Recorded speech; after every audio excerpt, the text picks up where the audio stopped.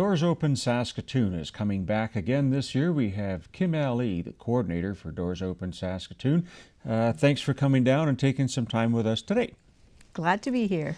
Let's talk a little bit about Doors Open. It doesn't happen every year. It's every 2 years, right? Yeah, it happens every 2 years, but of course we lost a session during the blackout of the COVID, so it hasn't been going on since 2019. 2019 was the last time. So we're back in a big way. There's lots of interest. Tell us a little bit about the history of, it's been going on for some time now.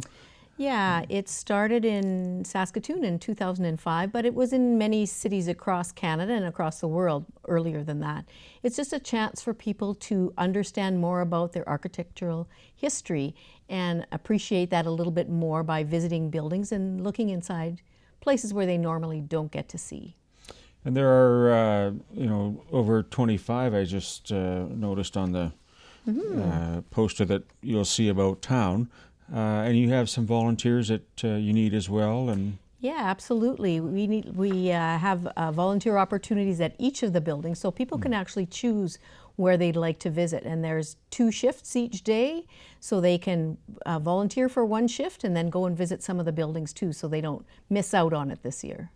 And the date is June 25th. That's right. Yeah, Sunday, June 25th. Great day to be out and about in our city.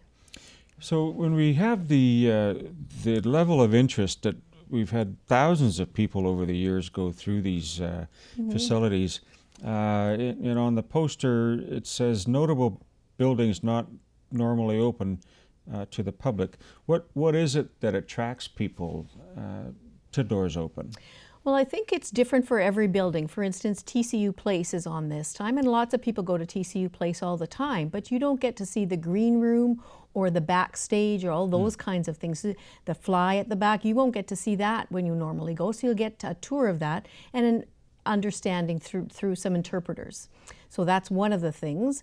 Some of the other places, for instance, the Drinkle building, which is downtown on 3rd Avenue, they'll be having all kinds, they'll have a little heritage scavenger hunt. They'll be having people dressed in period costumes. They have a new entity there called the Avenue Room. That is an event space. You can go down and rent for your wedding or your any kind of activity that you have. They'll be showing off some of the heritage details that they uncovered when they did that renovation. Are there other civic buildings, or are they private buildings, or a little bit of a combination of both? Well, it's a combination of both. Not many more civic buildings, but certainly a lot of buildings on the university campus. There's a lot of university-owned buildings. We've got the Rugby Chapel, which has just been recently renovated, so this will be the first event that it's open to the public. The other building there, that's the Little Stone Schoolhouse, which is open only for special events as well, so it's not something you get to see all the time. The Diefenbaker Center is on as well, and that is only open these days, Wednesday, Thursday, Friday, Saturday, but you'll get to go for a visit on Sunday and they'll do a bit of an interpretation. Of course, that's a tribute to our Prime Minister, John Diefenbaker. Lived in Saskatoon and Prince Albert, exactly. I'm told. Yeah. So it's more than just the buildings per se. Sometimes there's stories involved with different buildings. Absolutely. And if you think of some of the other ones, there's the Batur Mat Mosque, which is out on 16th, Highway 16. There's an interesting story behind them. You'll get to see behind the scenes there all of the activities, all of the different facilities and the rooms that they have put together that encompass their entire mosque. So it's a very interesting building to see, even though it's just been built recently. There's the Hotel Senator, which of course is our little boutique hotel downtown, which people get a little bit of a tour through. And then there's the HMCS Unicorn, where the Air Cadets or the Navy Cadets train. And they'll be doing lots of activities down there. And the unicorn just coming off the 100th anniversary recognition of It's that. their 100th anniversary, so they're really excited about being involved this year. Each of the buildings gets busy during the day as well, so it's important for people to kind of make their plan before they go, like which buildings you want to see for sure, which is or maybe second on your list.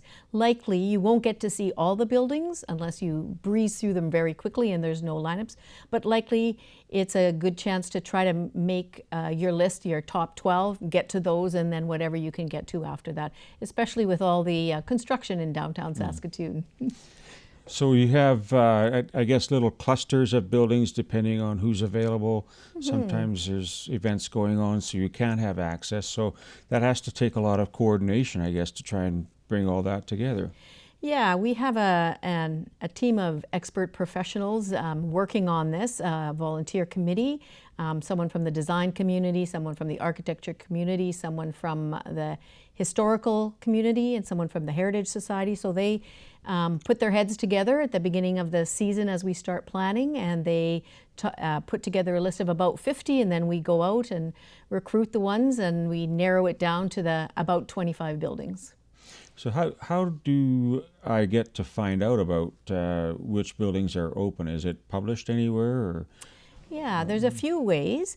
There's a Facebook page that will have all kinds of information about each building. We also have a website, doorsopensaskatoon.ca. You can go there and there's a write-up on each of the buildings, and you can really sort of make your plans with that.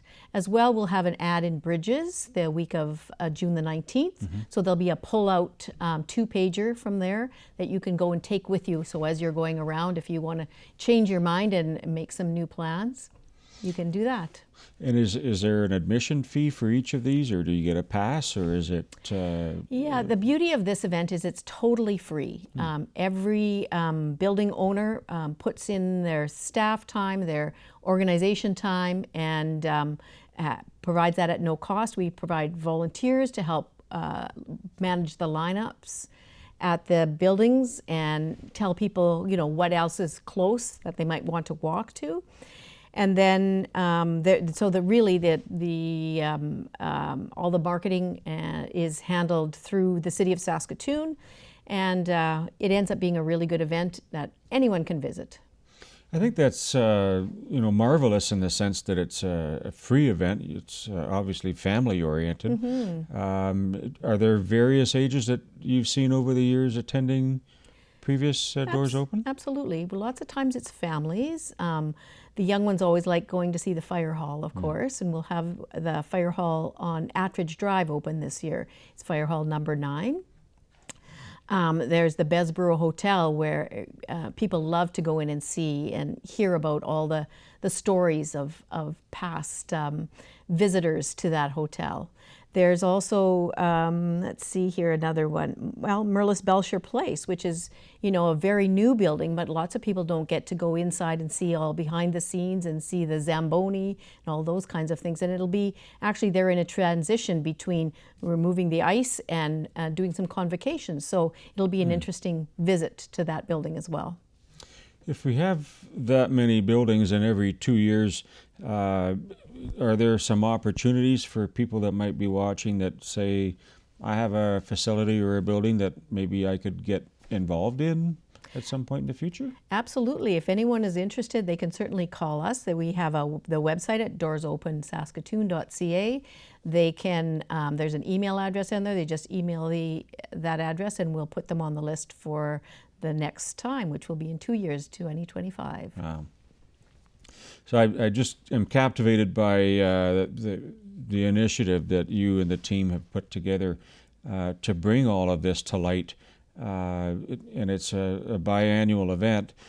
What would you say the biggest takeaway from going to this event on that day is? If you're a mom or dad taking your kids, or maybe take an auntie or uncle or something like that, what is it architecturally based that these are cornices and these are structures and all of that, or is it more of a, gee, I didn't know that really existed?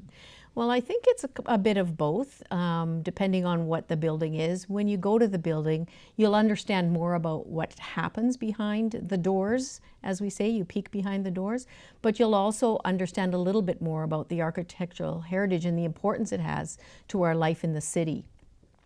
Some of the things, for instance, the Knox United Church, they have a long history here in Saskatoon. You'll see a little bit about, in the sanctuary and in the lower level in that building.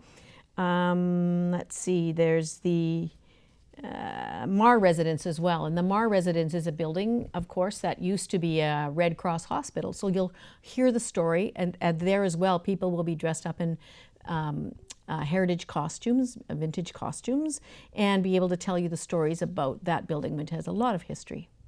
Yeah, it's becoming more and more apparent that it's not just about the structure, it's what happens there and has happened over the years. I'll just give it back to you then. If people did want to make some plans about going and attending, what would be their best way of getting a hold of you or finding out more information then? They can certainly go to doorsopensaskatoon.ca. As I said, there's a contact information there, a phone number, as well as an email address. They can check out the website, doorsopensaskatoon.ca. And really, we're here to help. Facebook page, there'll be lots of different information pieces being posted starting tomorrow.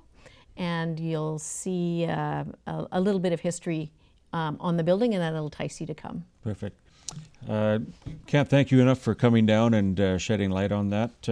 June 25th, we'll look forward to seeing you and the others there. Sounds good. Thanks, Randy.